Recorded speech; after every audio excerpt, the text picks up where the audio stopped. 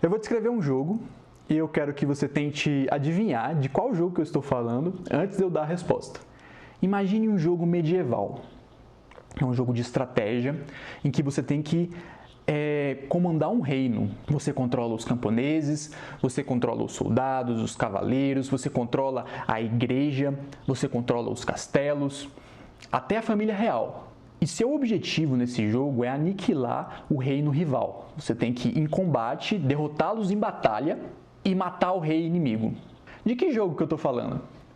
Será que é algum jogo da série Total War? Talvez o Warhammer ou o Shogun?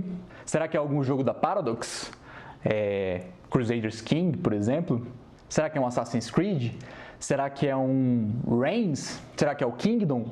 Não é nenhum desses jogos. Eu estava falando de xadrez. Mas por que através dessa descrição não ficou tão óbvio que eu estava falando de xadrez? Você pode ter até acertado, mas eu duvido que foi o primeiro jogo que veio na sua cabeça. Eu diria que é por conta da quantidade de abstrações que estão presentes no jogo de xadrez. O tabuleiro, por exemplo, é super abstrato, ele não representa um campo de guerra medieval. O sistema de turnos é algo que não existe na vida real. Numa guerra, os exércitos não alternam seus ataques. O movimento das peças é abstrato e até o visual das peças torna um pouco mais difícil identificar o que elas representam. Abstrair significa observar um ou mais elementos de um todo, avaliando características e propriedades em separado. A palavra até tem outros significados e outros usos, mas aqui a gente vai focar basicamente nesse. Para mim, abstrair em jogos é o contrário de nitpicking, né? Que é essa expressão americana que significa você caçar nos detalhezinhos de alguma coisa, de uma obra, de algum objeto, problemas e detalhes. Você fica ali arbitrariamente procurando problema. Abstrair em jogos é você usar a sua imaginação para preencher algumas lacunas. Em game design, abstrair é você focar naquilo que realmente importa. Alguns exemplos de abstração. Os turnos, por exemplo, que eu comentei anteriormente, na vida real, nada acontece em turnos. Numa batalha, você não faz a sua ação, espera o inimigo fazer a dele, aí você faz a sua de novo, aí ele faz a dele, aí você faz a sua. Não existe isso.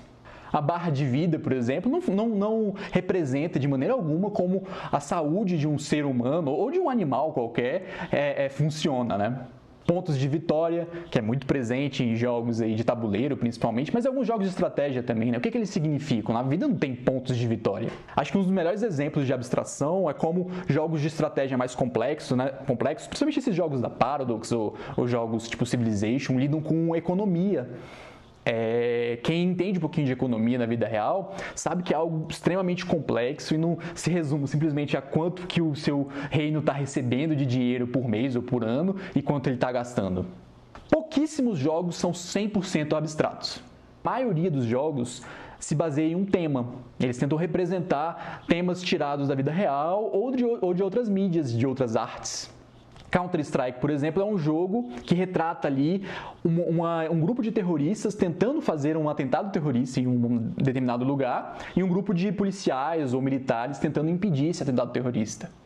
Em Civilization, você é um governante, né, de um reino, de um país, império, sei lá, e você tem que governar o seu povo ao longo de séculos, comandando a sua sociedade, a sua civilização e tentando avançá-la o máximo possível. FTL já é um jogo de ficção científica, em que você controla uma nave da Federação Intergaláctica fugindo da frota rebelde, tentando entregar uma mensagem para a capital dessa federação. Praticamente todos os jogos têm um tema. E o que acontece é que, ao traduzir esse tema em mecânicas, o game designer ele tende a se prender muito no realismo, né? Ele tenta ser o mais realista possível com essa representação. E esse realismo demais ele pode trazer alguns problemas, né? Ele pode trazer um problema de escopo. Às vezes, para criar um mecânico, um sistema que seja bem fiel à vida real, você tem que fazer algo muito complexo e aquilo vai te tomar muito tempo.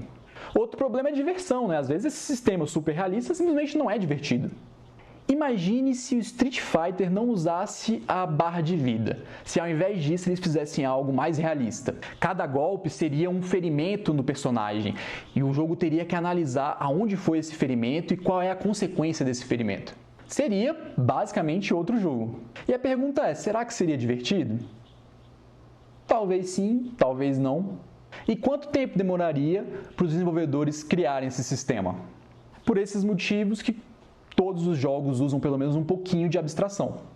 Então a lição para mim é: aprenda a abstrair. O game designer deve constantemente analisar criticamente o que ele deve ou não abstrair, seja por problemas de escopo, de diversão ou simplesmente de estética, né? Às vezes a pessoa quer fazer um jogo mais estilizado, às vezes ela quer fazer um jogo que tenha mais uma cara de simulador, que seja mais realista. A abstração é uma ferramenta importantíssima para a caixinha de ferramentas do designer. Agora, ela tem suas desvantagens. Eu particularmente acho que tema é um fator muito importante na hora de vender um jogo. As pessoas compram tema. As pessoas sentam e falam: eu quero jogar um jogo de guerra medieval, eu quero jogar um jogo de futebol, eu quero jogar um jogo de ficção científica, enfim. E muitas vezes, se você está abstraindo demais no seu jogo, o tema acaba perdendo força e ele pode até ficar irreconhecível. Então, assim, use com moderação. Pense sempre criticamente, avalie sempre a necessidade de abstrair ou não. Recentemente eu joguei Bad North, na série aqui do canal Game Designer Analisa, e lá no primeiro episódio eu encontrei um pouquinho de abstração e falei um pouco sobre isso. Então, se você tiver interesse, olha aí o vídeo, não sei onde está aparecendo aqui agora, mas clica aí no link do vídeo que vai ser bem interessante. Para quem não me conhece, meu nome é Pedro Machado, eu sou o Game Designer e cofundador da Glitch Factory.